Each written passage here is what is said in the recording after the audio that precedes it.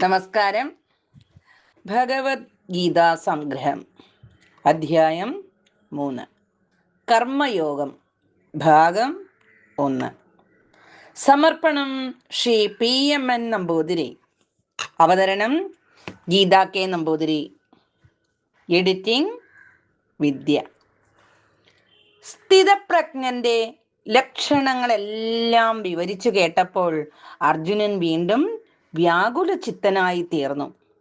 ഇന്ദ്രിയങ്ങളെല്ലാം നിയന്ത്രിച്ച് രാഗദ്വേഷമുക്തനായി പരമമായ ശാന്തി കൈവരിക്കണമെങ്കിൽ അതിന് ഉത്തമമായ മാർഗം ജ്ഞാനയോഗമാണ്.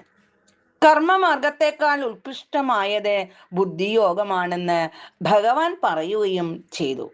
പിന്നെ എന്താണ് തന്നോട് കർമ്മമാർഗം അനുസരിക്കുവാൻ പറയുന്നത്? ശരണാഗതനായ തന്നെ ഉത്തമമായ മാർഗത്തിലൂടെ ലക്ഷ്യത്തിലേക്ക് നയിക്കുകയല്ലേ ഭഗവാൻ ചെയ്യേണ്ടത്? ഇങ്ങനെ ആലോചിച്ചുകൊണ്ട് അർജുനൻ ഭഗവാൻ ശ്രീകൃഷ്ണനോട് ചോദിച്ചു, അല്ലയോ ജനാർദ്ദന, അങ്ങ് അരുളി ചെയ്തതെല്ലാം ഞാൻ ശ്രദ്ധയോടെ കേട്ടു.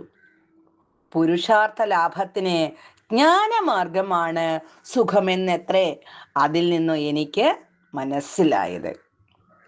എന്നാൽ ഹിംസാത്മകമായ കർമ്മമാർഗത്തിൽ സഞ്ചരിക്കുവാനാണ് അങ്ങ് എന്നോട് ആജ്ഞാപിക്കുന്നത്. കർമ്മത്തിന് മാത്രമേ എനിക്ക് അധികാരമുള്ളൂ എന്നും സ്വധർമ്മമായ യുദ്ധം ചെയ്തേ കഴിയൂ എന്നും അങ്ങ് നിർബന്ധിക്കുന്നു. പക്ഷെ അഹങ്കാരവും മമകാരവും ഉപേക്ഷിച്ച് ഫലകമന കൂടാതെ കർമ്മം ചെയ്യുക എന്നെല്ലാം പറയുന്നത് അത്ര സുഖകരമായി എനിക്ക് തോന്നുന്നില്ല. അല്ലയോ ഭഗവാനേ, അങ്ങയുടെ ഉപദേശത്തിന്റെ പൊരുൾ എനിക്ക് വ്യക്തമാകുന്നില്ല. എന്താണ് ചെയ്യേണ്ടതെന്നറിയാതെ എൻ്റെ മനസ്സ് വ്യാകുലമായി തീരുന്നു. അതുകൊണ്ട് എനിക്ക് ശ്രേയസ്കരമായിട്ടുള്ള ഉത്തമ മാർഗം എന്താണെന്ന് തീർച്ചപ്പെടുത്തി ഉപദേശിച്ചു തന്നാലും. അത് കേട്ട് ഭഗവാൻ അർജുനന് കർമ്മയോഗത്തിന്റെ വിശേഷതകളെ പറ്റി ഇങ്ങനെ വിവരിച്ചു കൊടുത്തു. അല്ലയോ ശുദ്ധാത്മാവായ അർജുന, ഈ ലോകത്തിൽ പരമപുരുഷാർത്ഥം നേടുവാൻ വ്യവസ്ഥിതങ്ങളായ 2 മാർഗങ്ങളാണ് ഉള്ളത്. അതിൽ സാഖ്യന്മാരെന്നറിയപ്പെടുന്ന ജ്ഞാനയോഗികൾക്കുള്ളതാണ് ജ്ഞാനമാർഗം. ചിത്തശുദ്ധി വരാത്ത മോക്ഷേച്ഛുക്കൾക്ക് സത്വശുദ്ധിയും മനോനിയന്ത്രണവും നേടുവാൻ പറ്റിയ മാർഗം കർമ്മയോഗമാണ്. നിഷ്കാമമായി കർമ്മങ്ങൾ അനുഷ്ഠിച്ച് ചിത്തശുദ്ധി നേടിയ ജ്ഞാനസിദ്ധി ദ്വാര അവർ മുക്തിക്കർഹരായി തീരുന്നു.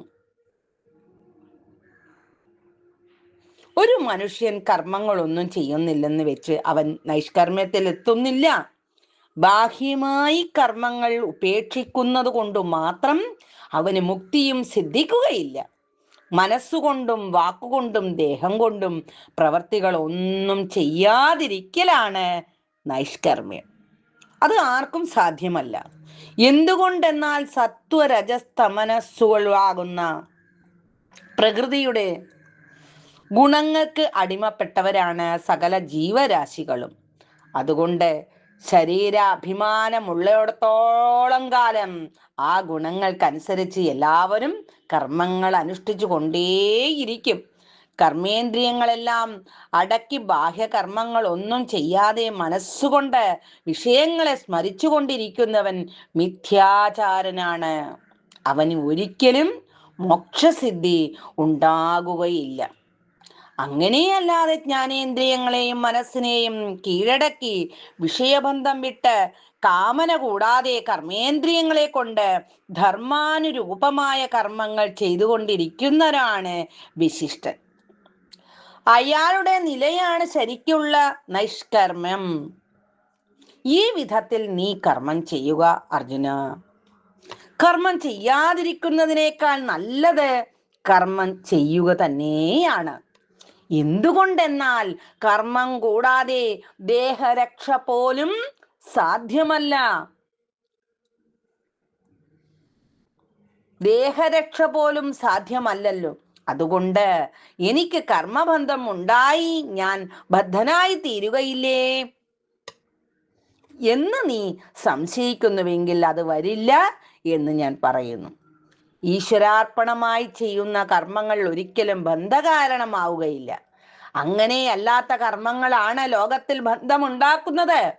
അതിനാൽ അല്ലയോ കൗന്ദേയ, ഫലാപേക്ഷ കൂടാതെ ഈശ്വരാർപ്പണമായി നീ ഇപ്പോൾ കർത്തവ്യ കർമ്മം അനുഷ്ഠിക്കുന്നത് തന്നെയാണ് ചെയ്യേണ്ടത്.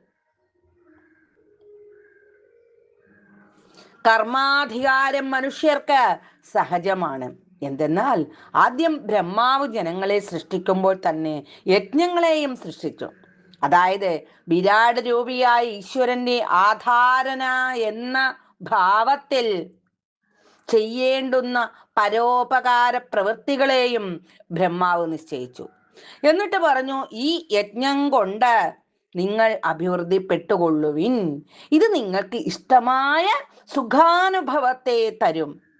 ഈ കർമ്മം കൊണ്ട് നിങ്ങൾ ഇന്ദ്രിയ പ്രത്യക്ഷമായ ലോകത്തെ സന്തോഷിപ്പിക്കണം. സന്തുഷ്ടമായ ലോകം നിങ്ങളെയും സന്തോഷിപ്പിക്കും. പരസ്പരം സന്തോഷിപ്പിച്ചുകൊണ്ട് നിങ്ങൾ പരമമായ ശ്രേയസ്സിനെ പ്രാപിക്കുവിൻ. യജ്ഞകർമ്മം കൊണ്ട് സന്തുഷ്ടമായ ലോകം നിങ്ങൾക്ക് വേണ്ട സുഖാനുഭവങ്ങൾ തരും. ആ സുഖാനുഭവങ്ങളുടെ ഒരംശം ലോകത്തിന് തന്നെ തിരിച്ചു കൊടുക്കാതെ എല്ലാം സ്വാർത്ഥത്തിനായി ഉപയോഗിക്കുന്നവർ കള്ളന്മാർ തന്നെയാണ്. പരാർത്ഥമായി ചെയ്യുന്ന കർമ്മത്തിൽ സുഖം അനുഭവിക്കുന്നവരാണ് സജ്ജനങ്ങൾ. അവരെ പാപം സ്പർശിക്കയില്ല. സ്വാർത്ഥലാഭത്തിനു വേണ്ടി മാത്രം പ്രവർത്തിക്കുന്നവർ പാപികളാണ്. ആ കർമ്മങ്ങളുടെ ഫലവും പാപമാകുന്നു. അതുകൊണ്ട് അല്ലയോ അർജുന, സ്വാർത്ഥലാഭത്തിൽ മനസ്സ് വയ്ക്കാതെ ലോകത്തിന്റെ നന്മയ്ക്ക് വേണ്ടി നീ യുദ്ധം ചെയ്യുകയാണ് വേണ്ടത്. അടുത്ത ഭാഗം പിന്നീട് കാണാം. തുടരും. ഹരി ഓം. നന്ദി, നമസ്കാരം.